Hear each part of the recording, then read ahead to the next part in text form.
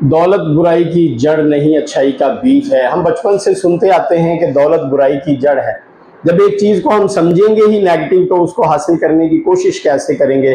آپ سوچیں، آپ دنیا میں آئے، پیسہ لگانا پڑا، آپ حج کے لیے جاتے ہیں، پیسہ لگانا پڑے گا، مسجد تعمیر کرنی ہے، پیسہ لگانا پڑے گا، آپ نے اپنی بیٹی کی شادی کرنی ہے، پیسہ لگانا پڑے گا، اپنے لیے مکان بنانا ہے، پیسہ لگانا پڑے گا۔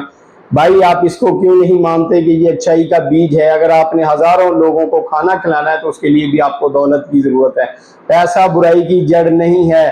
جو غریب لوگ سارا دن یہ کہتے ہیں کہ جی پیسہ برائی کی جڑ ہے اور اس نے کہیں 2 نمبر طریقے سے کمایا ہوگا، وہی لوگ جب لنگر تقسیم ہوتا ہے تو لائن میں لگ کے سب سے آگے اپنی پلیٹ کر کے بیٹھے ہوتے ہیں۔ میرا مقصد یہاں کسی کی انسلٹ کرنا نہیں ہے، میرا مقصد صرف اتنا ہے کہ پیسہ برائی کی جڑ نہیں ہے، یہ میٹھ ہمیشہ کے لیے ختم کر دیں، بلکہ یہ اچھائی کا بیج ہے۔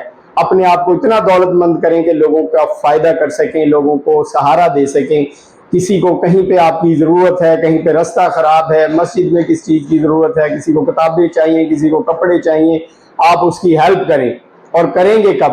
جب آپ کے پاس پیسہ ہوگا۔ جو لوگ یہ کہتے ہیں پیسہ برائی کی جڑ ہے، وہ یاد رہے کہ اللہ تعالیٰ نے اس کو اپنا فضل قرار دیا ہے۔ کہا گیا ہے کہ صبح اٹھو، نماز ادا کرو فرض، اور میرا فضل تلاش کرنے کے لیے زمین پر پھیل جاؤ۔